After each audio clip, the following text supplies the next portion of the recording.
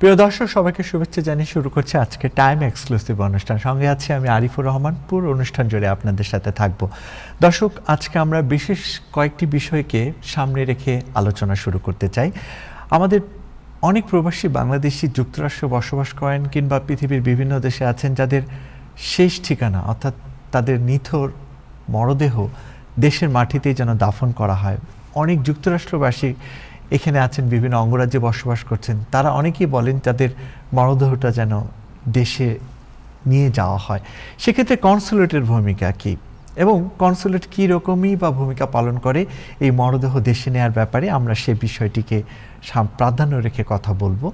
আমরা অনেক যুক্তরাষ্ট্রে বসবাসকারী অনেকেই এখন কঠিন ইমিগ্রেশনের কারণে যারা এরই মধ্যে যুক্তরাষ্ট্রে চলে এসেছে, তারা অনেকে স্বপ্ন দেখছেন কানাডার দিকে যাওয়া যায় কিনা, এবং কানাডায় যে বিভিন্ন ধরনের ইমিগ্রেশন সংক্রান্ত যে বিষয়গুলো সামনে আসা দরকার বা জানা দরকার। আমরা প্রবাসী একজন বাংলাদেশি কানাডিয়ান আরসিআইসি, তার সাথে কথা বলার চেষ্টা করছি। সে আপনাদের বিভিন্ন বিষয় নিয়ে কথা বলবেন। আর এখন সবসময় বরাবরের মতো নিউজের আপডেট জানাচ্ছেন জনাব নাজমুল হাসান। জনাব নাজমুল হাসান, আপনি আমাদের আজকের আপডেটগুলো দর্শকদেরকে জানান। ধন্যবাদ আরিফ, এবং ধন্যবাদ টাইম টেলিভিশনের সকল দর্শক, শ্রোতা এবং প্যানেলিস্ট। আজ রবিবার, মে মাসের 31 তারিখ। যুক্তরাষ্ট্রের বিভিন্ন সংবাদ মাধ্যমের প্রতিবেদন অনুযায়ী দেখা যাচ্ছে যে হোয়াইট হাউসের কর্মকর্তারা জানিয়েছেন যুক্তরাষ্ট্র আগামী সপ্তাহের শুরুর দিকে ইরানের সঙ্গে আলোচনার অগ্রগতি আশা করছে। এখন তারা বলছে অগ্রগতি আশা করছে, হোয়াইট হাউসের কর্মকর্তারাই বলছেন আগামী সপ্তাহের শুরুর দিকে। তবে চুক্তি স্বাক্ষরের সুনির্দিষ্ট তারিখটি এখনো অনিশ্চিত, এবং প্রেসিডেন্ট ট্রাম্পের দাবিগুলো নিশ্চিত করার লক্ষ্যে অপেক্ষা করতেও তারা প্রস্তুত। অর্থাৎ প্রেসিডেন্ট ট্রাম্প ইরানের কাছে যে দাবি জানিয়েছেন সেগুলি ইরান যাতে পূরণ করতে পারে, এই জন্য প্রেসিডেন্ট এবং তার টিম, যুক্তরাষ্ট্রের প্রতিনিধি দল অপেক্ষা করতেও প্রস্তুত রয়েছে, এটিও তারা আজকে জানিয়েছেন। তবে এদিকে প্রেসিডেন্ট ট্রাম্প দাবি করেছেন যে ইরান পারমাণবিক অস্ত্র তৈরি না করার শর্তে সম্মত হয়েছে। এটি প্রেসিডেন্ট জানিয়েছেন। আজকে এটি জানা গেল যে ইরান সম্মত হয়েছে যে পারমাণবিক অস্ত্র আর তারা তৈরি করবে না। দুই পক্ষের মধ্যে বড় ধরনের মতপার্থক্য বজায় থাকা সত্ত্বেও ওয়াশিংটন ও তেহরানের মধ্যে আলোচনার সঠিক দিশায় এগিয়ে চলছে, এটা তারা বলতে চাচ্ছেন। এবং প্রেসিডেন্ট মনে করেন যে আলোচনা একটু ফলপ্রসূ উপসংহার টানতে সক্ষম হবে, এটি প্রেসিডেন্টের এখনো আশাবাদ। তবে সাথে সাথে তিনি প্রায় বলে থাকেন যে ইরান যদি যুক্তরাষ্ট্রের দাবি যুদ্ধবিরতিতে মেনে নিয়ে সম্মত না হয়, তাহলে আহ, যুক্তরাষ্ট্র আবার পাল্টা আক্রমণ চালাবে ইরানের উপর। ইরান অবশ্য এই বিষয়টাকে খুব একটা গুরুত্ব দিচ্ছে না। ইরান অবশ্য বলেছে যে তারা ডিপ্লোমেসি অর্থাৎ কূটনীতির মাধ্যমে এই সমস্যাটির সমাধান করতে চায়, এবং সেই লক্ষ্যেই তারা যুক্তরাষ্ট্রের সাথে কর্মকর্তা পর্যায়ে আলোচনা অব্যাহত রেখেছে। তবে ইরানের মূল দাবি সেটি হচ্ছে যে ইরানকে যুক্তরাষ্ট্রকে প্রতিশ্রুতি দিতে হবে যে আর ইরান আক্রমণ করবে, এবং যুক্তরাষ্ট্রের বা বাজেয়াপ্ত ইরানের অর্থ যেগুলি যুক্তরাষ্ট্র বাজেয়াপ্ত করছে সেগুলি ফেরত দেওয়া। আর এর বিনিময়ে যুক্তরাষ্ট্র চাচ্ছে যে ইরান পারমাণবিক অস্ত্র তৈরি করবে না, এই প্রশ্নে গ্যারান্টি দিতে হবে। এই হচ্ছে সর্বশেষ অবস্থান এই দুটি দেশের মধ্যে। এবং প্রেসিডেন্ট ট্রাম্প একটু আগেই আপনি জানলেন যে প্রেসিডেন্ট ট্রাম্প জানিয়েছেন যে ইরান সম্মত হয়েছে আর কোনো পারমাণবিক অস্ত্র তারা তৈরি করবে না। তবে ইরানের পক্ষ থেকে এখন এই বিষয়ে কিছু বলা হয়নি। আর যদিও আজ সকালে রোববার ডোনাল্ড ট্রাম্প ইরানের সঙ্গে আগের একটি রূপরেখা চুক্তির ফ্রেমওয়ার্ক, যেটাকে বলা হয় এগ্রিমেন্ট, যে আরো কঠোর শর্ত জুড়ে দিয়ে তেহরানের কাছে একটি সংশোধিত প্রস্তাব পাঠিয়েছেন আজকে। এবং তেমন খবর প্রকাশের পরে প্রেসিডেন্টের এই মন্তব্য সামনে এসেছে। অর্থাৎ প্রেসিডেন্ট আরো কড়া শর্ত দিয়ে যেগুলি পাঠিয়েছেন, তারপরে প্রেসিডেন্ট বলছেন যে ইরান সম্মত হয়েছে, যদিও ইরানের পক্ষ থেকে এখনো কোনো মন্তব্য এই বিষয়ে করা হয়নি। স্টক মার্কেট স্টক মার্কেটে জড়িত থাকা প্রেসিডেন্ট ট্রাম্পের দীর্ঘদিনের আগ্রহ, এবং প্রেসিডেন্টের দায়িত্বভার গ্রহণের পরও তিনি সেটা ছাড়েননি। কিন্তু একটি রিপোর্টে দেখা যাচ্ছে স্টক মার্কেটে ট্রাম্প চলতি বছর অর্থাৎ 2026 সালের প্রথম 3 মাসে $6,30,000 পর্যন্ত মূল্যের প্যালান্টির নামক একটি প্রতিষ্ঠানের শেয়ার ক্রয় করেছেন। শুধুমাত্র মাসেই ট্রাম্প অন্তত 7 দফায় পালান্টির এই শেয়ার কেনেন, যার মোট মূল্য $5 লক্ষ বেশি। এর ঠিক 1 মাস পরেই ট্রাম্প প্রশাসন পালান্টিরকে কয়েক বিলিয়ন ডলার একটি বিশাল কন্ট্রাক্ট প্রদান করেন, যার সুবাদে এই কর্পোরেশনটি আমেরিকানদের অত্যন্ত সংবেদনশীল সব তথ্য, যেমন সোশ্যাল সিকিউরিটি সংক্রান্ত তথ্য, ঠিকানা, ভোটাধিকারের নথিপত্র এবং এমনকি চিকিৎসার নথিপত্র প্রবেশাধিকার লাভ করে।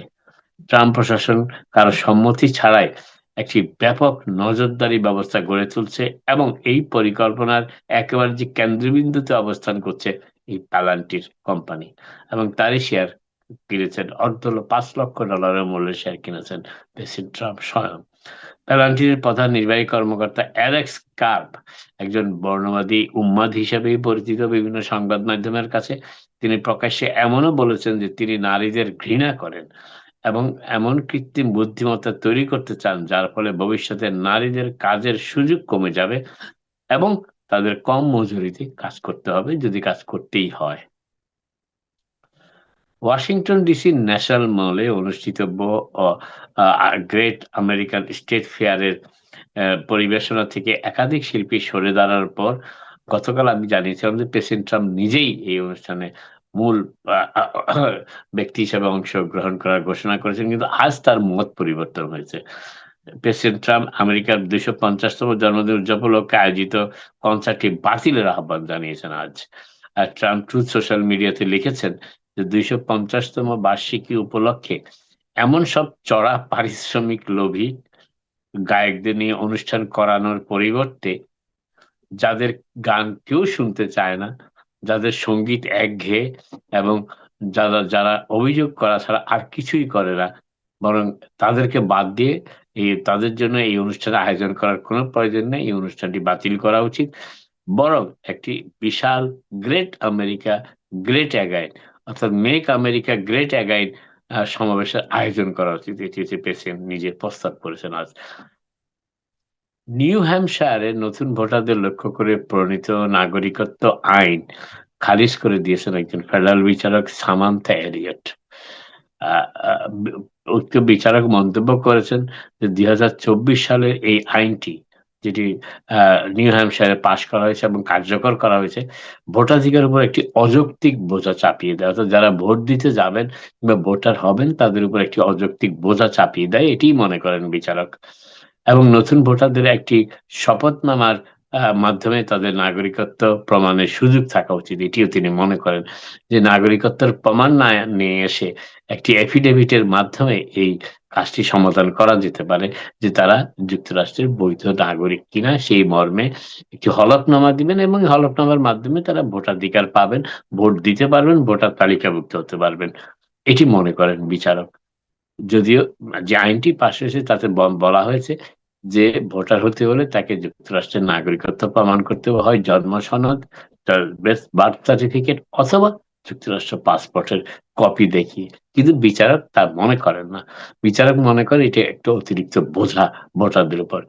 বৃহস্পতিবার গভীর রাতে নিউ হ্যাম্পশায়ারের ইউএস ডিস্ট্রিক্ট কোর্টের বিচারক এলিয়ট যে রায়টি প্রদান করেন তাতে বলা হয়েছে নাগরিকত্ব প্রমাণের মাধ্যম হিসাবে হলফনামা বা এফিডেভিট বাতিলের বিষয়টি ভোটাধিকারের উপর একটি অযৌক্তিক বোঝা চাপিয়ে দেয়, যা যুক্তরাষ্ট্রের সংবিধানের প্রথম ও চতুর্দশ সংশোধনীর লঙ্ঘন, এটি বিচারক মনে করেন। এ রায়ের ফলে আইনটি অবিলম্বে বাতিল হয়ে গেল। এবং উল্লেখ্য আইনটি 2024 সালে পাশ হয়েছিল এবং তৎকালীন রিপাবলিকান গভর্নর ক্রিস সুনুনু এতে স্বাক্ষরও করেছিলেন। নিউ হ্যাম্পশায়ারের বিচার বিভাগের একজন মুখপাত্র অবশ্য জানিয়েছেন যে স্টেট প্রশাসন এই রায়ের বিরুদ্ধে আপিল করার পরিকল্পনা করছে। যুক্তরাষ্ট্র হোমল্যান্ড সিকিউরিটি সেক্রেটারি মার্কোয়েন মুলিন নিউ জার্সির ডেলানি হল আইসি ফ্যাসিলিটির বন্দীদের সমালোচনা করার পর যুক্তরাষ্ট্র জুড়ে আলোচনা সমালোচনা বাদানুবাদ শুরু হয়েছে। তিনি বলেছেন ডিটেনশন সেন্টার কোনো হলিডে ইন মোটেল নয়। হোয়াইট হাউসের একটি মন্ত্রিসভায় বৈঠকে বক্তব্য রাখার সময় মুলিন ব্যাপক অনশনের দাবি প্রত্যাখ্যান করেন বন্দীদের সেখানে আটক এবং বলেন যে শুধুমাত্র অল্প সংখ্যক বন্দী প্রদত্ত খাবার প্রত্যাখ্যান করছেন সেই ডিলানি ডিটেনশন সেন্টার, যেটি নিউ জার্সির নিউ ইয়র্ক শহরের অবস্থিত। Homeland security secretary department homeland security secretary Mullin যুক্তি দেন যে ফেডারেল সরকার ইতিমধ্যেই আটক কেন্দ্রে পর্যাপ্ত খাদ্য ও বাসস্থান সরবরাহ করছে। তার এই মন্তব্য দ্রুত অনলাইনে বিতর্কের জন্ম দেয়, যেখানে সমর্থকরা তার অবস্থানের প্রশংসা করেন এবং যুক্তি দেন যে আটক কেন্দ্রগুলোতে সকল বন্দীর জন্য একই মান রাখা উচিত। এই বিতর্কটি এমন সময় সামনে এসেছে যখন নিউ ইয়র্ক শহরের নিউ ইয়র্ক শহরের এই কেন্দ্রের বাইরে বিক্ষোভ অব্যাহত রয়েছে। এবং যেখানে ইমিগ্রেন্ট কর্মী অর্থাৎ অভিবাসন কর্মী এবং বেশ কয়েকজন ডেমোক্রেটিক কর্মকর্তা কেন্দ্রের ভেতরের পরিস্থিতি নিয়ে উদ্বেগও প্রকাশ করেছেন। সমালোচকরা খাবারের মান, চিকিৎসা সেবা এবং কেন্দ্রের সার্বিক পরিস্থিতি নিয়ে অভিযোগ তুলেছেন। অন্যদিকে ফেডারেল কর্মকর্তারা জোর দিয়ে বলেছেন যে বন্দীদের সাথে যথাযথ আচরণ করা হচ্ছে এবং তারা প্রয়োজনীয় পরিষেবাও পাচ্ছেন। ইমিগ্রেন্ট ভিসা নিয়ে ঢাকার যুক্তরাষ্ট্রের দূতাবাস একটি নতুন ঘোষণা প্রকাশ করেছে আজকে, এবং তাতে দেখা যাচ্ছে যে মাত্র 2 দিনে ইমিগ্রেন্ট ভিসা প্রক্রিয়া শুরু করলো যুক্তরাষ্ট্রের দূতাবাস ঢাকায় অবস্থিত, যেটি ও ইমিগ্রেন্ট ভিসা আবেদনকারীদের জন্য গুরুত্বপূর্ণ আপডেটের হিসেবে তারা জানিয়েছে যে ঢাকাস্থ মার্কিন দূতাবাস 1 জুন থেকে ইমিগ্রেন্ট ভিসা আবেদনকারীদের জন্য নতুন ভাবে 2 দিনের প্রক্রিয়াকরণ ব্যবস্থা, টু ডে প্রসেসিং সিস্টেম যেটাকে বলা হয়, চালু করা হয়েছে। আগামীকাল থেকে এটি চালু, ইতিমধ্যে বাংলাদেশে এখন 1 জুন, অবশ্যই আজ থেকে সেটি চালু হচ্ছে। এই উদ্যোগের লক্ষ্য হলো অভিবাসী ভিসা আবেদন প্রক্রিয়াকে আরো কার্যকর, এফেক্টিভ যেটাকে বলা হয়, সুশৃঙ্খল এবং আবেদনকারী বান্ধব করা। তো যারা আবেদন করছে তাদের সহযোগিতার জন্য মূলত এই 2 দিনের প্রসেসিং ব্যবস্থা চালু করছে ঢাকাস্থ মার্কিন দূতাবাস, যাতে নির্ধারিত ধাপগুলো আবেদনকারীদের পক্ষে দ্রুত সম্পন্ন করা সম্ভব হয় এবং সামগ্রিক অভিজ্ঞতাও, এক্সপেরিয়েন্স সেটাও একটু উন্নত হয়, বেটার হয়। যুক্তরাষ্ট্রের দূতাবাস আবেদনকারীদেরকে তাদের নির্ধারিত সাক্ষাৎকার, প্রয়োজনীয় নথিপত্র, কাগজপত্র যেটাকে আমরা বলি, এবং ভিসা সংক্রান্ত নির্দেশনাবলী সম্পর্কে বিস্তারিত যারা জানতে চান, দূতাবাসের অফিসিয়াল ইমিগ্রেন্ট ভিসা বিভাগ যে ওয়েবসাইট আছে সেটি ভিজিট করার পরামর্শ দিয়েছেন। এই পরিবর্তন পরিবার ভিত্তিক, কর্মসংস্থান ভিত্তিক এবং অন্যান্য ইমিগ্রেন্ট ভিসা আবেদনকারীদের জন্য একটি ইতিবাচক পদক্ষেপ হিসেবেই বিবেচিত হচ্ছে।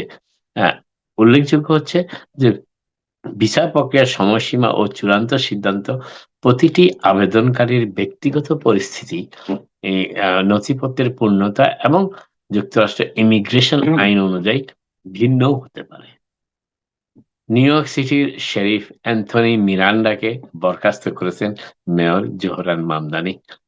একই সঙ্গে নতুন শেরিফ হিসাবে নিয়োগ দেওয়া হয়েছে নিউ ইয়র্ক পুলিশ বিভাগের সাবেক লেফটেন্যান্ট ও আলোচিত হুইসেল ব্লোয়ার এডউইন রেমন্ডকে। হুইসেল ব্লোয়ার এই জন্য বলা হচ্ছে, তিনি পুলিশ বিভাগের কিছু তথ্য নিয়ে সংবাদপত্রে নিবন্ধ লিখেছিলেন, সে বিষয়টি একটু পরে জানাচ্ছি। ডব্লিউসির প্রতি WABC নিউজ এটি জানিয়েছে যে দীর্ঘদিন নিউ ইয়র্ক পুলিশ বিভাগে কর্মরত থাকা এডউইন রেমন্ডকে প্রশাসনিক সংস্কার এবং জবাবদিহিতা প্রতিষ্ঠার প্রতীক হিসাবেই দেখছে সিটি হল। প্রায় 15 বছর নিউ ইয়র্ক পুলিশ বিভাগে দায়িত্ব পালন করেন রেমন্ড। কর্মজীবনের অভিজ্ঞতা নিয়ে তিনি একটি বইও লিখেছেন, যেটি একটু আগে উল্লেখ করেছি আমি। এবং এছাড়া 2016 সালে নিউ ইয়র্ক টাইমস ম্যাগাজিনে প্রকাশিত a black police officer fight against the NYPD এই শিরোনামের একটি আলোচিত নিবন্ধ তিনি ছেপেছিলেন। এই নিবন্ধে তিনি পুলিশ বিভাগের ভেতরে নানা বৈষম্য ও বিতর্কিত কর্মকাণ্ড নিয়ে প্রকাশ্যে কথা বলেছেন, এবং এই লেখার পর থেকেই তিনি জনপরিসরে পরিচিতিও পান। নতুন নিয়োগের বিষয়ে মেয়র মামদানি এক বিবৃতিতে বলেছেন যে এডউইন রেমন্ড সেই ধরনের জনসেবক যাকে নিউ ইয়র্কবাসী প্রাপ্য মনে করে এবং নীতিবান, সাহসী এবং ন্যায় বিচারের প্রতি গভীরভাবে প্রতিশ্রুতিবদ্ধ মিস্টার রেমন্ড, সেটি উল্লেখ করেছেন মেয়র জোহরান মামদানি। অন্যদিকে বরখাস্ত হওয়া শেরিফ অ্যান্থনি মিরান্ডা 2022 সালে এই পদে নিয়োগ পেয়েছিলেন।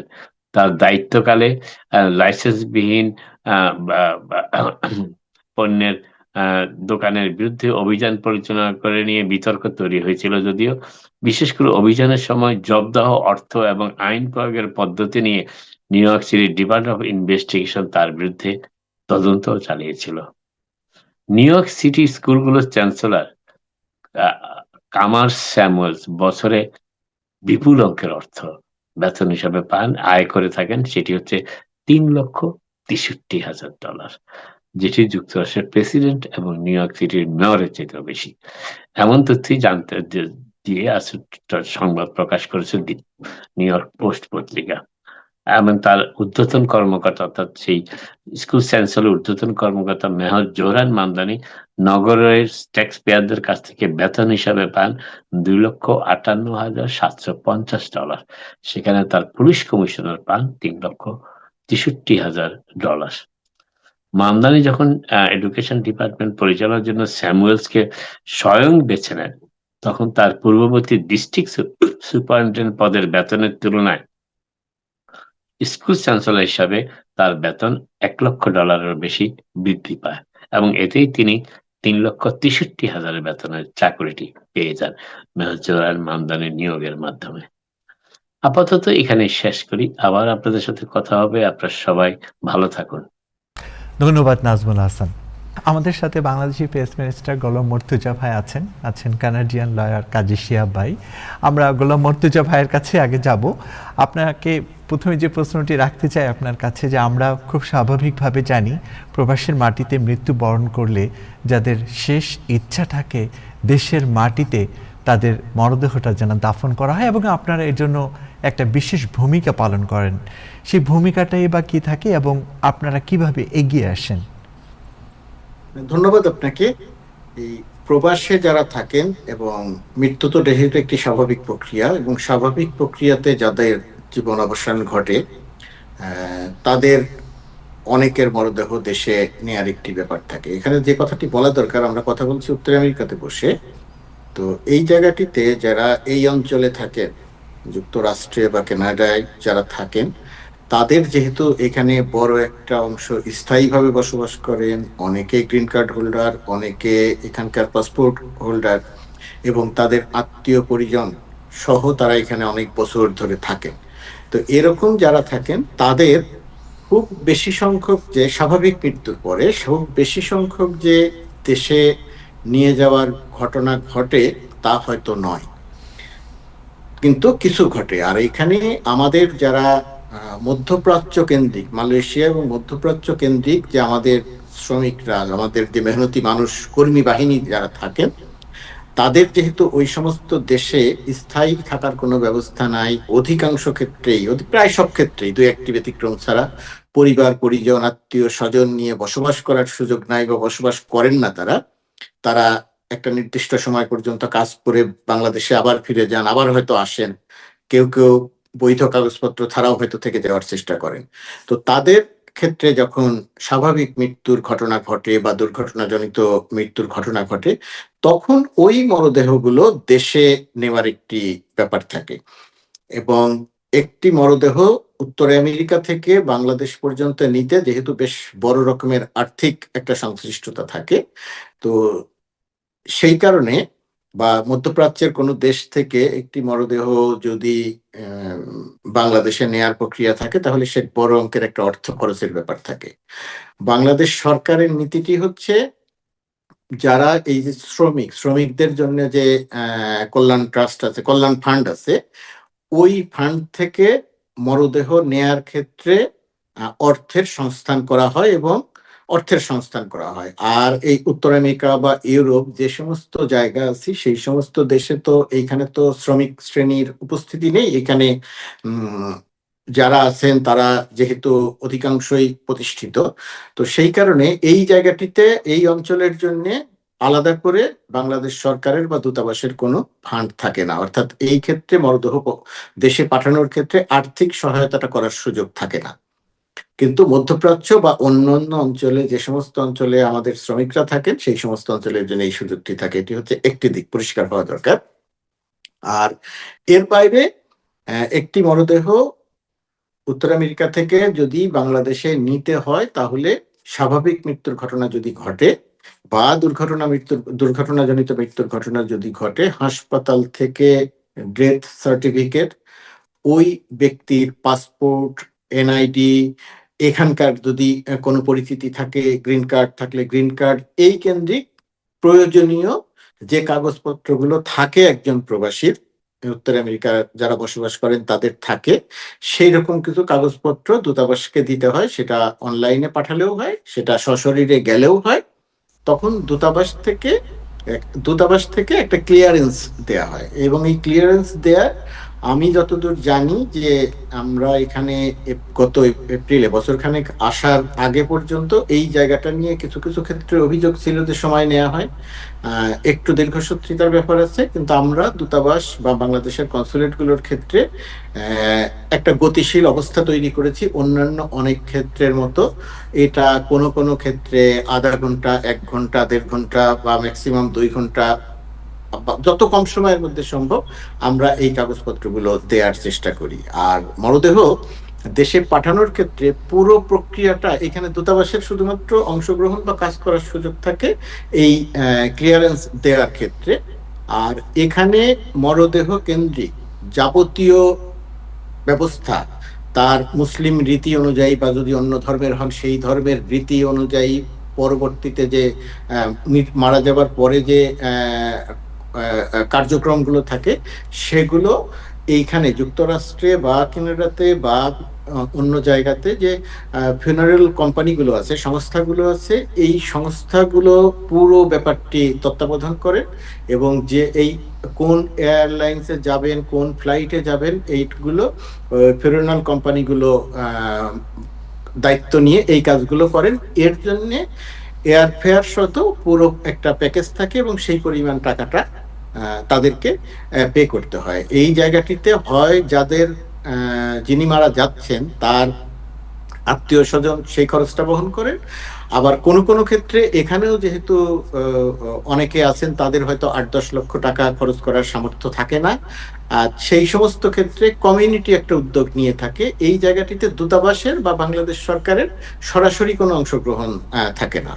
এটা স্বাভাবিক মৃত্যুর ক্ষেত্রে। আর অস্বাভাবিক মৃত্যুর ক্ষেত্রে যদি কোনো হত্যাকাণ্ড ঘটে, যে কোনো উপায়ে যদি কোনো হত্যাকাণ্ড ঘটে, তো হত্যাকাণ্ড যখন ঘটে সেই হত্যাকাণ্ডের সঙ্গে নানা রকমের এখানে নানা রকমের সংস্থার সম্পৃক্ততা তৈরি হয়ে যায়, এবং সেই সময়ে দূতাবাসের একটা ইনভলভমেন্ট দরকার হয়। বিশেষ করে যদি আমি আমাদের ফ্লোরিডাতে যে 2 জন শিক্ষার্থী নির্মম নৃশংস হত্যাকাণ্ডের শিকার হলেন, তাদের মরদেহ পাওয়া যাচ্ছিল না, ওই সময়টাতে যেমন দূতাবাসের অনেক বড়, দূতাবাস এবং বাংলাদেশ কনসুলেট মিয়ামির অনেক বড় ভূমিকা ছিল। পুলিশের সঙ্গে যোগাযোগ করা, আইসের সঙ্গে যোগাযোগ করা, স্টেট ডিপার্টমেন্টের সঙ্গে যোগাযোগ রক্ষা করা, এফবিআই এর সঙ্গে যোগাযোগ রক্ষা করা, তারপরে মরদেহ পাওয়ার পরে হাসপাতালের সঙ্গে যোগাযোগ রক্ষা করা, যে ইউনিভার্সিটির শিক্ষার্থী ছিলেন তারা সেই ইউনিভার্সিটির সঙ্গে সার্বক্ষণিক যোগাযোগ রক্ষা করা, এই পুরো কাজটি দূতাবাস এবং কনসুলেট অর্থাৎ বাংলাদেশের যে মিশন সেই মিশনগুলো সম্পন্ন করেছে, এবং অন্যান্য সময়েও এটাই করা হয় এবং এটাই করার রীতি। ব্যতিক্রমভাবে যেহেতু ফ্লোরিডার এই দুটি হত্যাকাণ্ড অত্যন্ত নির্মম নৃশংস ছিল, দুটি তাজা প্রাণকে হত্যা করা হয়েছে, এবং এই জায়গাটিতে আমরা মানে বাংলাদেশ সরকার দায়িত্ব নিয়ে, বাংলাদেশ দূতাবাস দায়িত্ব নিয়ে বাংলাদেশ সরকারের প্রবাসী ও কল্যাণ মন্ত্রণালয়কে অনুরোধ করে সেখান থেকে টাকার সংস্থানটা করা হয়েছিল। সেই টাকা সংস্থান হয়েছে এবং তার ভিত্তিতে এই মরদেহ দুটি অতি দ্রুততম সময়ের মধ্যে বাংলাদেশে পাঠানোর ব্যবস্থা করা হয়েছিল। সমগ্র যে আমি যাদের কথা বললাম তাদের সবার সঙ্গে যোগাযোগ সম্পৃক্ততা তৈরি করার মাধ্যমে। আপনার কাছে একটি প্রশ্ন রাখবো যে যুক্তরাষ্ট্রে আমরা জানি যে কনসুলার অফিসের বা আপনাদের একটা নির্দিষ্ট সময়সীমা থাকে অফিস খোলা বা বন্ধের ব্যাপারে। যদি অফিস বন্ধ থাকে তারপর আবার অনেক সময় রাষ্ট্রীয় কোনো অনুষ্ঠানের জন্য অফিস বন্ধ রাখতে হয়, সেক্ষেত্রে অনেক মানুষ আছে যুক্তরাষ্ট্রের বিভিন্ন অঙ্গরাজ্যে বসবাস করে, কিন্তু ওই মানুষগুলোর একটা শেষ ইচ্ছা থাকে যে শেষ মুহূর্তে তাদের নিথর মরদেহটা যেন দেশেই দাফন করা হয়।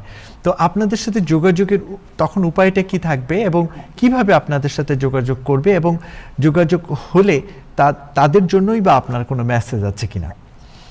প্রথমত কথা, অফিস যদি বন্ধ থাকে, সেই বন্ধ থাকলে তো ধরেন আপনি একটা যোগাযোগ করবেন, আপনার যদি দূতাবাসের বা কনসুলেটের কারোর সঙ্গে ব্যক্তিগত যোগাযোগ না থাকে, তাহলে অফিস বন্ধ থাকলে আপনার জন্য যোগাযোগ করাটা একটু কঠিন হবে। আর আমাদের মিশনগুলোর এমন অবস্থা নেই যে 24/7 চালু থাকবে বা চালু রাখা হবে, এরকম কোনো সিস্টেম নেই। বাট তাহলে কি করবে? তো অফিস বন্ধ জি, দেখে কি তাহলে কাজটা রাইট। হবে না? নিশ্চয়, কারণ এটা তো অত্যন্ত জরুরি একটি কাজ, মানবিক একটি কাজ। যে পরিবারের যিনি মারা যান, যত বছর বয়সেই মারা যান, ওই পরিবারের যে শোকের অবস্থাটা তৈরি হয় সেটা তো আমরা অন্য কেউ বুঝবো না, কিন্তু আমাদের আসলে বুঝতে হবে। এই ক্ষেত্রে আমরা কোনো কোনো ক্ষেত্রে এরকম ঘটনা ঘটে যে আহ, আমাদের তো আসলে কমিউনিটির সঙ্গে কোনো না কোনো ভাবে দূতাবাসের কারো না কারো যোগাযোগ আছে, কোনো না কোনো দিক দিয়ে যোগাযোগ আছে। তখন একজন আরেকজনের মধ্যে কোনো না কোনো ভাবে আমাদের সঙ্গে যোগাযোগটা তৈরি হয়।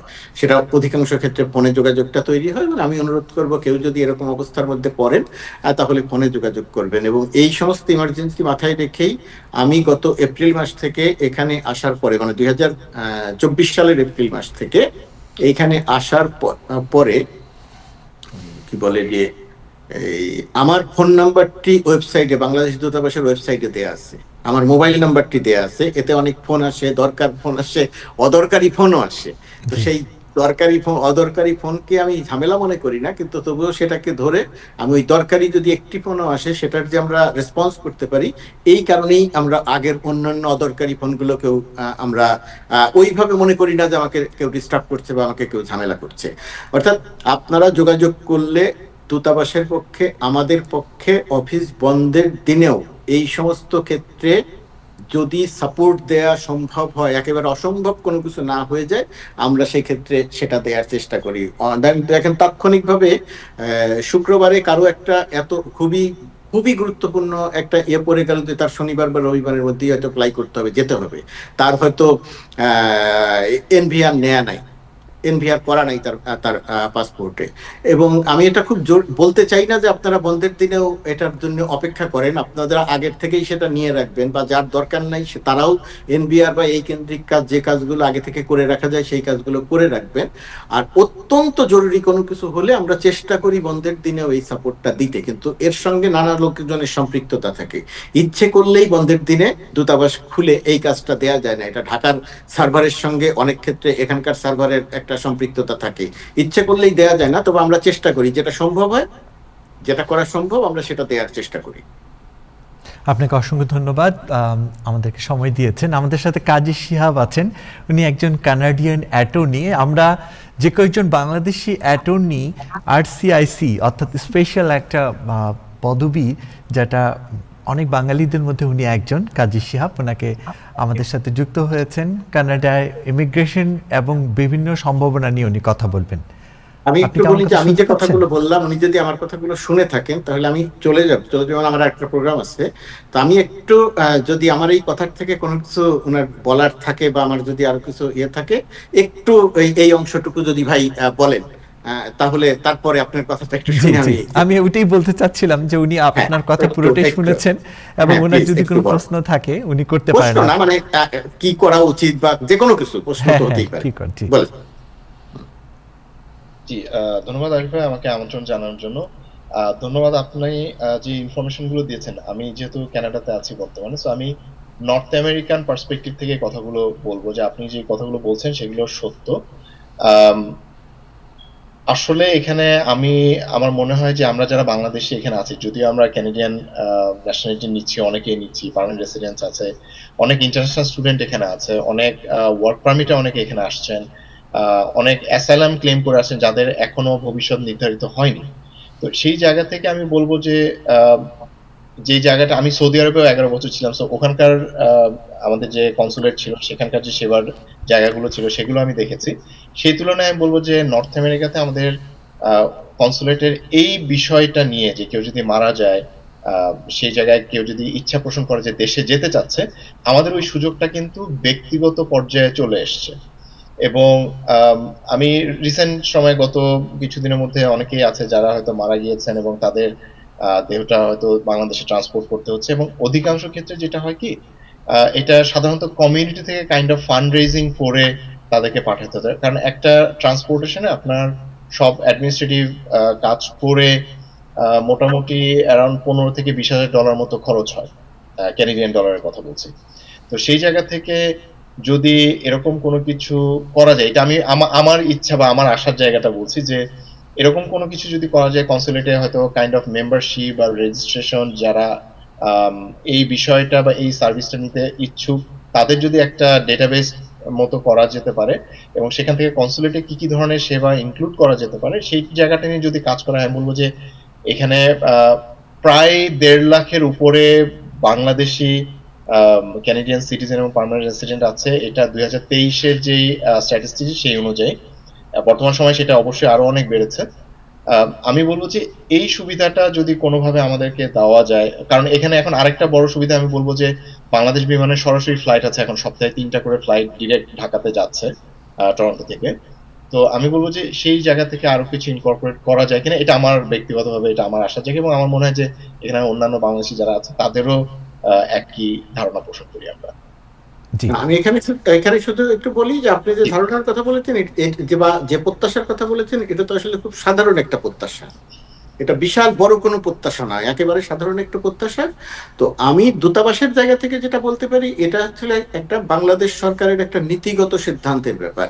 তো নীতিগত সিদ্ধান্তটির জায়গাতে আমরা আমাদের জায়গা থেকে অ্যাপ্রোচ করব, আর আপনারা আপনাদের জায়গা থেকে, সেটা কনসুলেট হোক, সেটা দূতাবাস হোক, সেটা বাংলাদেশের ফরেন মিনিস্ট্রি হোক, আপনারা আপনাদের মতো করে এই যে প্রস্তাবটার কথা বলছেন, এই প্রস্তাবটার জায়গাটা নিয়ে কথা, যার যার অবস্থান থেকে, অথবা কোনো কমিউনিটির পক্ষ থেকে, অথবা আমাদের প্রবাসে আমরা যে কোনো ভাবেই হোক, আমাদের যেহেতু একটা দেশের রাজনীতি যেহেতু এই সমস্ত অঞ্চলে যেহেতু সক্রিয় আছে এবং তাদের যেহেতু এক ধরনের বাংলাদেশের সঙ্গে কানেকশন আছে, তো সবাই মিলে যদি একটা চেষ্টা করা হয়, তাহলে হয়তো মধ্যপ্রাচ্য বা অন্যান্য জায়গার ক্ষেত্রে আপনি যেহেতু সৌদি আরবে ছিলেন, আপনি যেটা বললেন, ওই অবস্থাটা যেহেতু আছে, যেহেতু বিশেষ একটা সুযোগের ব্যাপার আছে, তো এইখান থেকেও যে করা যাবে না আমি তা মনে করি না, কিন্তু এখন পর্যন্ত নীতিগত সিদ্ধান্ত নাই।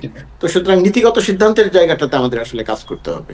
অনেক ধন্যবাদ। আমি একটু একটা ইনফরমেশন বলি, এখানে বর্তমানে একটা কমিউনিটি সার্ভিস আছে যেটাকে আমরা ফিউনারাল সার্ভিস বলি, যেখানে এটা শুধুমাত্র মেম্বার মানে এক্সক্লুসিভ ক্ষেত্রে হয়তো কিছু এক্সাম্পশন করা হয়, বাট সাধারণত যারা ইন্টারেস্টেড তারা রেজিস্ট্রেশন করে এবং তারা একটা ব্যক্তিগত একটা কন্ট্রিবিউশনের জায়গা থেকে যারা কমিউনিটি মেম্বার আছে তারা করেন, এবং যখন কেউ মারা যায় তখন তার ব্যক্তিগত ফান্ডিং নাও থাকলেও কমিউনিটির যে ফান্ডিংটা রেজ করা হয় সেখান থেকে কিন্তু তাদেরকে এই সার্ভিসটা, এটা আমি বলবো যে কমিউনিটি থেকে ব্যক্তিগত পর্যায়ে এটা দেওয়া হচ্ছে।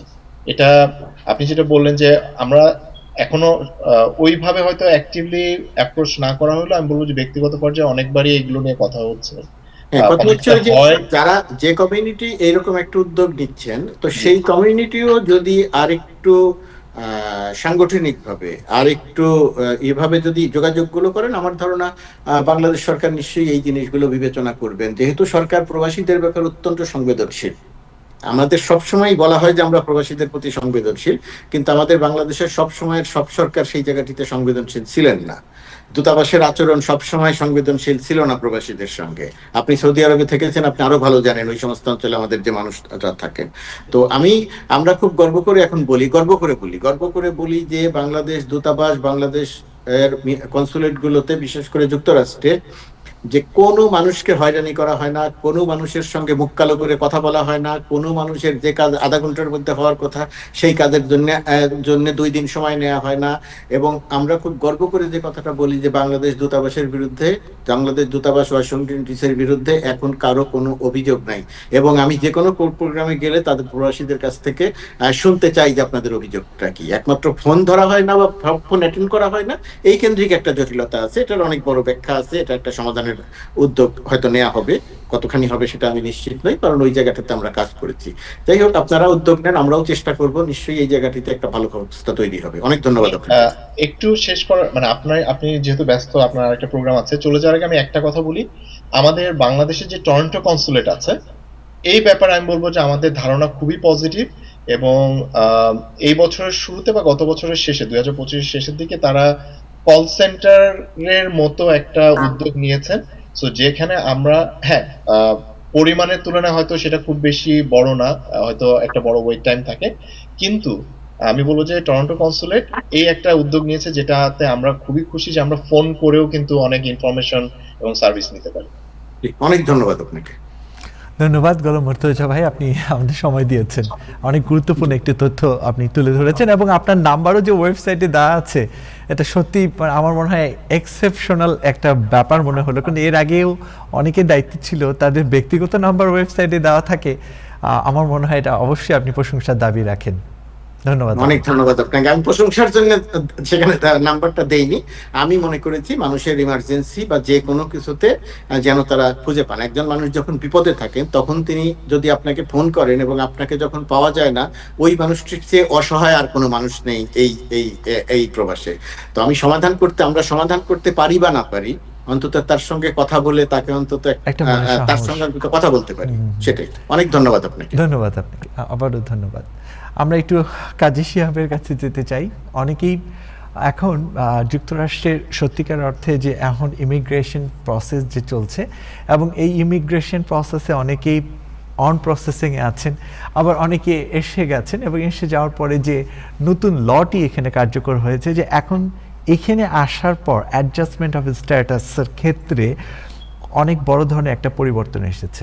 অর্থাৎ অ্যাডজাস্টমেন্ট অফ স্ট্যাটাসের ক্ষেত্রে কোনো ব্যক্তি যদি ইউএসসিআইএস এর কাছে, আমাদের যুক্তরাষ্ট্র ইউএসসিআইএস এর কাছে অ্যাপ্লাই করার পর যদি ইউএসসিআইএস অধিকাংশ ক্ষেত্রেই মানে স্পেশাল কিছু রিজন বলেছে যে সে দেশে ফিরে যেতে পারবেই না, অর্থাৎ সে দেশে ফিরে গেলে দেশে যুদ্ধ চলছে কিংবা তার দেশে যাওয়ার সাথে সাথে সে ভয়ঙ্কর রকমের আক্রমণের শিকার হতে পারে, সেক্ষেত্রে বিশেষ বিবেচনা করবে। আপনি হয়তো এই লটা এখানে দেখেছেন এবং অনেকেই অলরেডি এখানে চলে এসেছে। অ্যাডজাস্টমেন্ট অফ স্ট্যাটাস যেটা আগে এই লটা ছিল, সেই লতে যেহেতু পরিবর্তন এসেছে, এখন অনেকেই কিন্তু আমি কথা বলেছি কানাডায় তাদের ভিসা আছে অলরেডি, কানাডা মাল্টিপল ভিসা আছে, অনেকে কিন্তু কানাডার দিকে আগ্রহ দেখাচ্ছে। কেউ হয়তো পড়াশোনার বিষয় নিয়ে কিংবা কেউ ইমিগ্রেন্ট হয়ে যাবার বিষয় নিয়ে যে কানাডায় গিয়ে যদি কোনো প্রসেসে তারা অ্যাপ্লাই করতে পারে, তাদের জন্য আপনার কোনো মেসেজ আছে কিনা যাদের যুক্তরাষ্ট্র এবং কানাডা দুটো ভিসাই আছে, তারা এখন এখানে হয়তো যুক্তরাষ্ট্রে অবস্থান করছেন কিন্তু তারা চিন্তা করছেন যে আমাদের যেহেতু কানাডার ভিসা আছে আর যুক্তরাষ্ট্রের প্রসেসগুলো বা প্রক্রিয়াগুলোকে নিয়ে তারা অনেকেই সত্যিকার অর্থে একটা কনফ্লিক্ট সিচুয়েশনে আছেন, যেটাকে আমরা বলি ইনার কনফ্লিক্ট, নিজের সাথে নিজেই যুদ্ধ করছেন। তো কানাডা একটা আগ্রহের জায়গা অনেকেরই আছে, তাদের উদ্দেশ্যে কিছু বলবেন কিনা?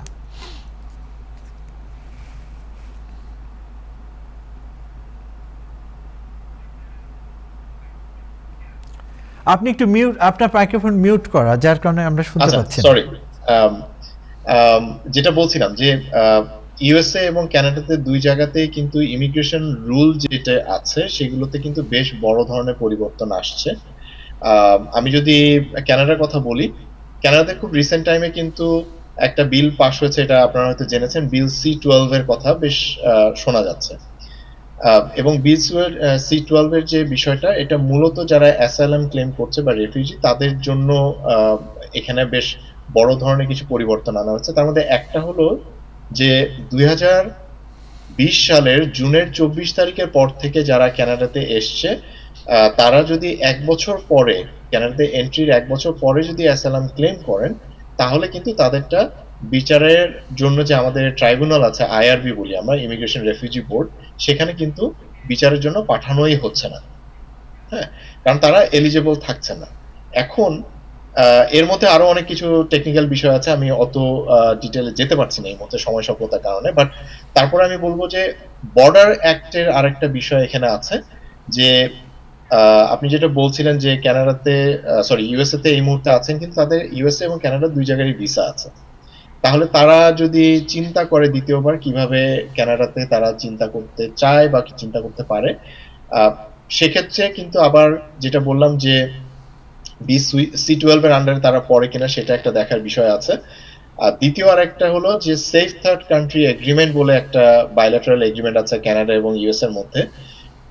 এই নিয়ম অনুযায়ী কেউ যদি কানাডাতে অথবা ইউএসএ তে প্রথম ল্যান্ড করে এবং সেখান থেকে দ্বিতীয় দেশে আসে, দ্বিতীয় দেশ বলতে যে কানাডাতে ল্যান্ড করলে দ্বিতীয় দেশ ইউএসএ, আর ইউএসএ তে প্রথম ল্যান্ড করলে দ্বিতীয় দেশ কানাডা, তো সেখানে যদি সে সুইচ করে তখন সে রেফিউজি ক্লেম বা অ্যাসাইলাম ক্লেম করতে চাইলে তার যে সমস্যাটা হয় যে সে প্রথম কান্ট্রি যেখানে ল্যান্ড করবে সেখানে রেফিউজি ক্লেম করাটা তার জন্য বাধ্যতামূলক। সেটা যদি সে না করে তাহলে আসলে এখানে অ্যাসাইলাম ক্লেম করার জন্য সে এলিজিবল না।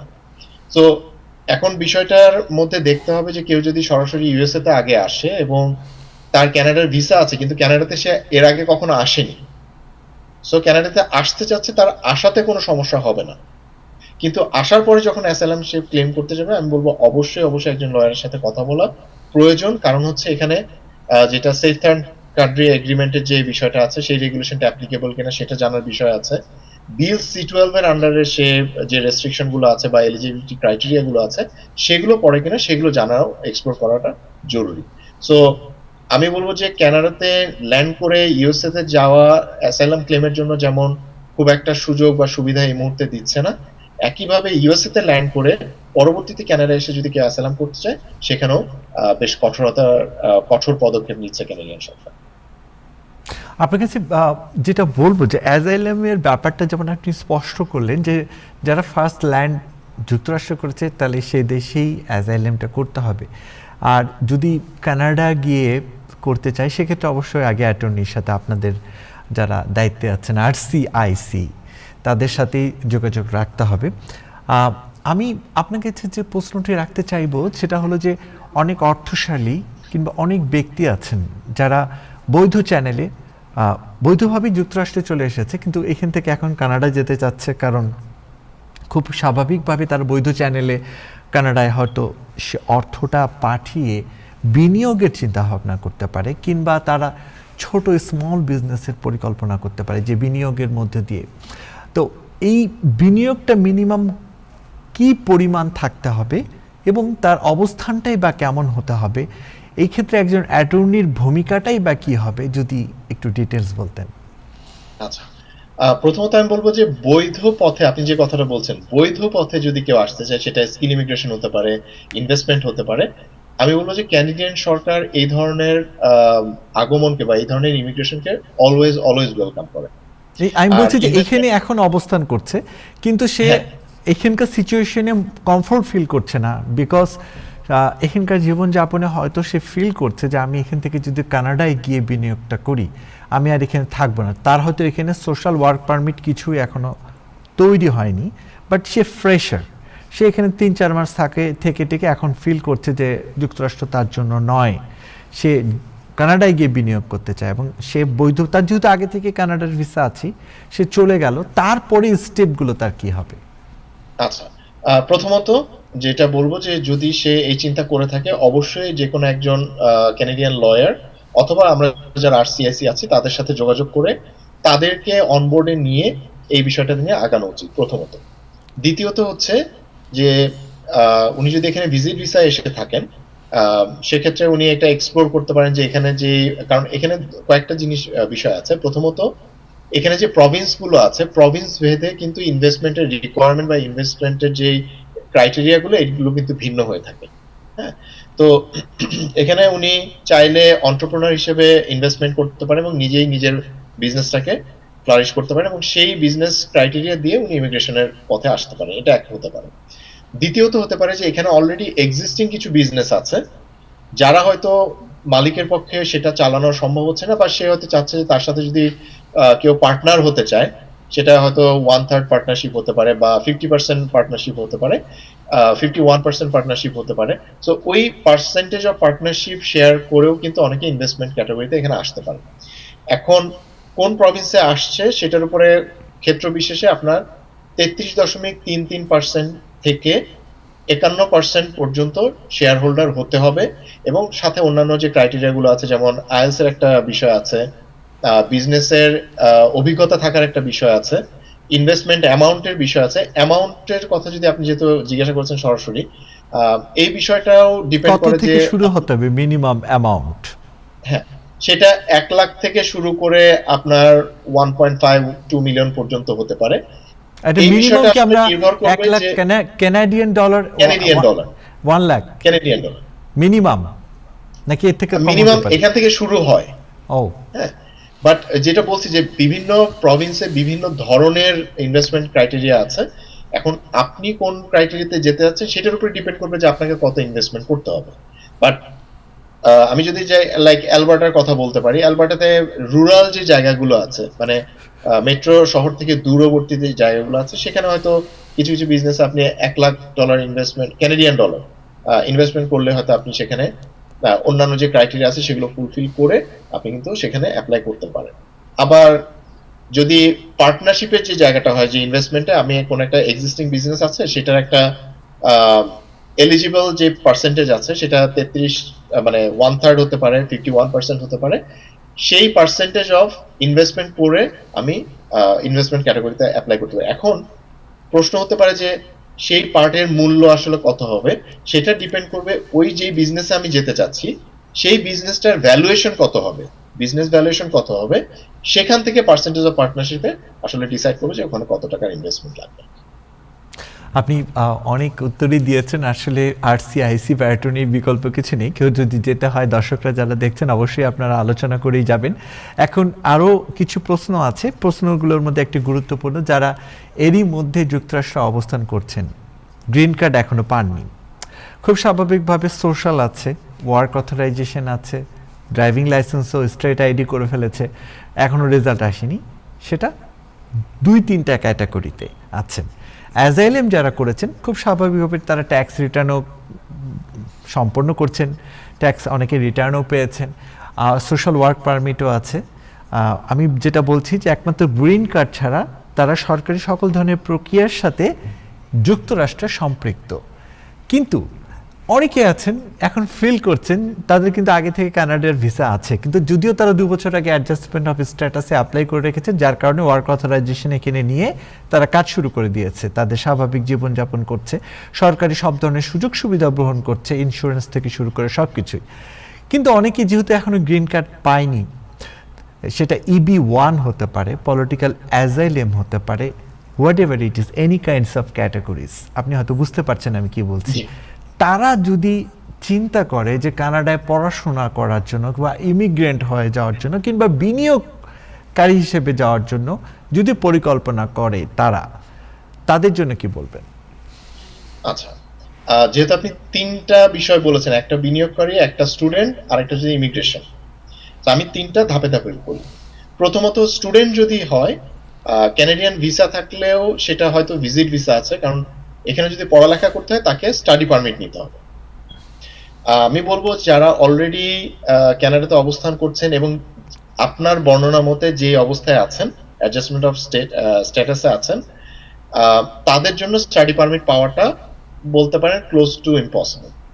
কারণ হলো কানাডা এবং ইউএসএ, মোট 5টা দেশ, মূলত কানাডা, ইউএসএ, ইউকে, অস্ট্রেলিয়া এবং নিউজিল্যান্ড, এই 5টা দেশ আনরেস্ট্রিক্টেড ইমিগ্রেশন ইনফরমেশন শেয়ার করে। সো যে মুহূর্তে সে স্টাডি পারমিটের জন্য এখানে অ্যাপ্লাই করবে, সাথে সাথে সে দেখতে পারবে যে তার বর্তমান স্ট্যাটাস কানাডাতে, ইউএসএ তে, এবং ইউএসএ তে সে বর্তমানে কি স্ট্যাটাসে আছে। সো সেই জায়গা থেকে তখন তার জন্য স্টাডি পারমিট পাওয়াটা প্রায় অসম্ভব। এটা গেল স্টাডি পারমিট। আচ্ছা, যদি স্কিল ইমিগ্রেশনে আসতে চায় এবং সেটার যদি এলিজিবিলিটি যে ক্রাইটেরিয়া গুলো আছে সেগুলো যদি ফুলফিল করতে পারে, তাহলে আমি বলবো কোনো সমস্যা নাই। সেক্ষেত্রে উনি ইউএসএ যে স্ট্যাটাস আছে ওটাকে ড্রপ করতে পারেন। ড্রপ করে এখানে ইমিগ্রেশনে যখন উনি পাসপোর্ট রিকোয়েস্ট পাবেন ভিসা স্ট্যাম্পিং এর জন্য, সেটা উনি স্ট্যাম্পিং করে পুরো প্রসেস ফলো করে এখানে ইমিগ্রেট হিসেবে, পার্মানেন্ট রেসিডেন্ট হিসেবে এখানে উনি আসতে পারবেন, সেটাতে কোনো বাধা নেই। ইনভেস্টমেন্টের ক্ষেত্রে যেটা সমস্যা হবে, যদি ইনভেস্টমেন্টের জন্য ওনাকে এক্সপ্লোরেটরি ভিসার অ্যাপ্লিকেশন করতে হয়, যে উনি এখানে আসবেন, বিজনেস কিভাবে চলছে সেটা দেখবেন, এবং ওই বিজনেসটার পার্টনারশিপের জন্য যেই অ্যাডমিনিস্ট্রেটিভ কাজগুলো আছে সেগুলো করার জন্য যদি ভিজিট ভিসার প্রয়োজন হয়, তাহলে আমি বলবো উনি সমস্যায় পড়বেন। কারণ যেহেতু ওখানে একটা স্ট্যাটাসে আছে, ভিজিট ভিসার আমাদের যে ল আছে, আমাদের যে ইমিগ্রেশন ল এবং রেগুলেশন আছে, রেগুলেশন 179 এর বিতে একটা জায়গা তাদেরকে এস্টাবলিশ করতে হয়, সেটা হলো যে আমি আমার এই ইন্টেন্ডেড ভিজিটের পরে আমি এখান থেকে আমার দেশে ফেরত যাব। যে ইউএসএ তে আপনি যেটা বললেন যে গ্রিন কার্ড পায়নি কিন্তু বাকি সব স্ট্যাটাস ওকে অ্যাজ অফ নাও, সে তখন ওই 179 বি এর যে শর্তটা ওইটা পূরণ করতে পারবেন না। সো তার জন্য ওই ভিজিট ভিসাটা পাওয়াটা ওনার জন্য অসম্ভব হয়ে যাবে। সো আদার দেন দ্যাট আমি বলবো যদি কেউ স্কিল ইমিগ্রেশনের ক্রাইটেরিয়া গুলো ফুলফিল করে সেক্ষেত্রে আসতে পার্মানেন্ট রেসিডেন্ট হিসেবে আসতে তার কোনো সমস্যা হবে না। আপনার কাছে আরেকটি প্রশ্ন রাখতে চাই, সেটা হলো যে খুব স্বাভাবিকভাবেই আমরা যুক্তরাষ্ট্রে যারা বসবাস করছি, অবৈধ ইমিগ্রেন্টদের জন্য আপনি জানেন যে আইস সহ বিভিন্ন ধরনের তৎপরতা চলছে এবং অনেক মানুষকে ডিটেনশনে রাখা হচ্ছে, পৃথিবীর বিভিন্ন দেশে পাঠানো হচ্ছে, বাংলাদেশীয় অনেক অবৈধ ইমিগ্রেন্ট এর মধ্যে ধরাও পড়ছে। আপনাদের ওখানে তো অনেক অবৈধ ইমিগ্রেন্টধারী মানুষ আছেন যাদের কোনো বৈধ ডকুমেন্টেশন নেই, তারা জীবনযাপন করছেন কিভাবে? আর তাদের ব্যাপারে কানাডিয়ান সরকারের স্টেপ কোনো কিছু আছে যেটা আমেরিকান সরকারের মতো? আচ্ছা, শুরুতে একটা কথা বলেছিলাম BC-12 এর কথা। BC-12টা অ্যাক্টিভেট করাই হয়েছে মূলত এই বর্ডার অ্যাক্ট, এবং বর্তমানে কানাডাতে যারা অ্যাসাইলাম ক্লেম করতে চাচ্ছে বা রেফিউজি ক্লেমেন্ট আছেন তাদের বিষয়টার ব্যাপারে সরকার বেশ কঠোর পদক্ষেপই নিচ্ছে। এবং আমি যদি 2025-এর একটা স্ট্যাটিস্টিক্স বলি, প্রতিদিন গড়ে প্রায় 39 জনকে কানাডা থেকে তাদের নিজ নিজ দেশে ফেরত পাঠানো হচ্ছে। এবং বাংলাদেশের সংখ্যাটা এটা আনুমানিক গত বছরের হিসাবটা এক্সাক্ট মনে না থাকলে আনুমানিক 200-র মতো বাংলাদেশিদেরকে কিন্তু অফবোর্ড করা হয়েছে, মানে কানাডা থেকে বাংলাদেশে ফেরত পাঠানো হয়েছে। আর আপনি যেটা বলছেন যে অবৈধভাবে যারা আছে তারা কিভাবে সার্ভাইভ করছে, স্বাভাবিকভাবে যেহেতু অবৈধভাবে আছে তাদের লাইফ কতটা মিজারেবল হতে পারে এটা না দেখলে আসলে চিন্তা করা বা বিশ্বাস করা অসম্ভব। কারণ তারা খুব লুকিয়ে লুকিয়ে হয়তো বিভিন্ন জায়গায় ক্যাশে কাজ করছেন অবৈধভাবে, এবং যখন ক্যাশে কাজ করছেন দেখা যায় কি কানাডাতে প্রত্যেকটা প্রভিন্সের একটা নির্দিষ্ট মিনিমাম বেতনের একটা ল আছে আমাদের। আমি যদি অন্টারিওতে কথা বলি, অন্টারিওতে $17.5 আপনাকে পে করতে হবে যে কেউ আপনার সাথে যদি কাজ করে, এটা হচ্ছে মিনিমাম পে, আপনাকে দিতেই হবে। এখন যখন কেউ অবৈধভাবে কাজ করছে, ক্যাশে কাজ করছে, লিগালি কাজ করছে না, তখন দেখা যায় কি এই যারা এমপ্লয়াররা আছেন যারা চাকরি দিচ্ছেন, তখন দেখা যায় তাদেরকে হয়তো $10 বা $8 কাজ করাচ্ছে এবং অমানসিক পরিশ্রম করাচ্ছে। এরকম আমার কাছে আমি যদি বলি, খুব রিসেন্টলি একজন এসেছিলেন, তাকে সপ্তাহে প্রায় 120 ঘন্টা কাজ করাচ্ছে, মাত্র $8 ঘন্টা হিসেবে তাকে বেতন দিচ্ছেন, এবং সেটাও বেতনটা ওনাকে রেগুলার দেওয়া হচ্ছে না। তো যারা অবৈধভাবে কাজ করছেন বা অবৈধভাবে আছেন তাদের আমি বলবো যে তাদের জীবন মানে সত্যিকার অর্থেই তারা মানবেতর জীবন যাপন করছে। কারণ বৈধভাবে আপনি জি জি জি বৈধভাবে আপনি বলেন। হ্যাঁ, বৈধভাবে যারা কাজ করছে, আপনি যদি একটা ন্যূনতম 30 ঘন্টা কাজ করেন, আপনি ন্যূনতম $17.5 কিন্তু আপনি কাজ করছেন। সেখানে আপনার একই কাজ হয়তো আরেকজনকে দিচ্ছে যে অবৈধভাবে কাজ করছে, তাকে আপনার $8 $7 ঘন্টা হিসেবে আপনি তাকে পে করছেন। সো স্বাভাবিকভাবে বর্তমানে এখানে অন্টারিওতে বা টরন্টোতে যে লিভিং কস্ট এটা সিগনিফিকেন্টলি হাই। মানে আপনার মাসে অন্তত একেবারে কিছু না হলেও $3,500 থেকে $4,000 ন্যূনতম লাগবে যদি আপনি একটা মিনিমাম স্ট্যান্ডার্ডের লাইফ লিড করতে চান। তো যারা $7-8 কাজ করছে, এরা কিভাবে কাজ করছে আমি জানি না, এবং আমরা অনেকের কাছে শুনি তারা হয়তো দেখা যায় দিনে 2 থেকে 4 ঘন্টার বেশি ঘুমাতেও পারেন না, বিকজ কেউ হয়তো ফুড ডেলিভারি করছে, কেউ আন্ডার দ্য টেবিল ক্যাশে কাজ করছে। সো স্বাভাবিকভাবে তাদের অবস্থা বেশ শোচনীয়। আপনি যে তথ্যটি দিলেন যে এর আগের বছরে 200 জনের মতো প্রায় 200 জনের মতো বাংলাদেশে ফেরত পাঠানো হয়েছে। তো এই যে তৎপরতা, এটি কি কানাডিয়ান পুলিশই চালায় নাকি স্পেশাল কোনো আলাদা বাহিনী আছে, বা কিভাবে তারা এই অপারেশনগুলো করছে অবৈধ অভিবাসীদের এগেইনস্টে? আচ্ছা, রিসেন্টলি যে একটা পার্লামেন্টে একটা প্রপোজাল এসছে যেটা হয়তো তারা ভবিষ্যতে ইমপ্লিমেন্ট করতে পারে, সেটা হলো আগে হয়তো ইন্ডিভিজুয়াল ট্র্যাকিং সিস্টেমটা ছিল না, বাট বর্তমানে সরকারের থেকে এটা ইনিশিয়েটিভটা নেওয়া হচ্ছে যে তাদেরকে ট্র্যাক করা হবে।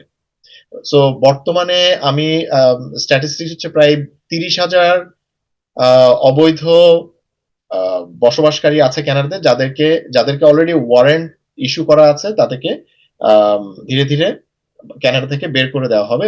2025-এ প্রায় 22,500 মতো মানুষকে কানাডা থেকে বের করে দেওয়া হয়েছে।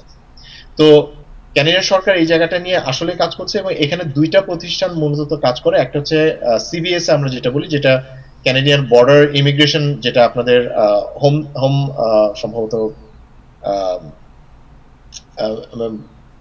ওয়ার্ডটা ঠিক আসছে না, যে আপনাদের যে ইমিগ্রেশন অথরিটি আছে লাইক আইস এবং আরেকটা হচ্ছে হোম ডিপার্টমেন্ট।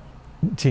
হ্যাঁ, তো এখানে সেটাকে আমরা ইমিগ্রেশন নিয়ে যারা কাজ করে বা বর্ডার নিয়ে যারা কাজ করে তারা হচ্ছে সিবিএসএ, আর আরেকটা হচ্ছে আরসিএমপি, যেটা আমাদের বলা যায় যে এটা সেন্ট্রালাইজ পুলিশ অথরিটি যেটা।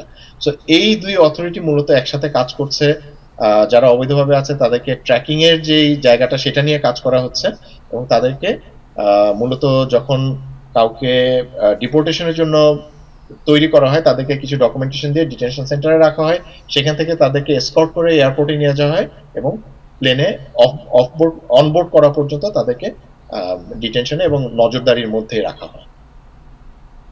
আপনাকে অসংখ্য ধন্যবাদ।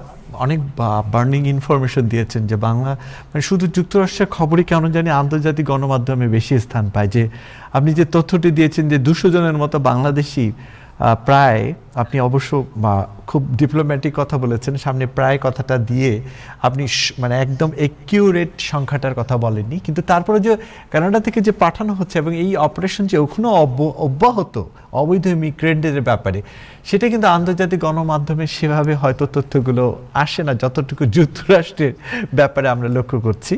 তো আপনাকে অসংখ্য ধন্যবাদ। আপনি টাইম টেলিভিশনের দর্শকদেরকে শেষ কিছু বলবেন কিনা এই মুহূর্তে যারা লাইভ দেখছে যে কানাডিয়ান ইমিগ্রেন্টের ব্যাপারে? আমি একটা কথা সবাইকে সবসময় বলি যে এটা ক্যানাডিয়ান সরকারও বলে যে কানাডা মূলত ইমিগ্রেশন ফ্রেন্ডলি দেশ, এবং আমরা চাই যে সেটা লো স্কিল হোক হাই স্কিল হোক, স্কিল মানুষজন এখানে আসুক এবং এখানে ইকোনমিতে কন্ট্রিবিউট করুক।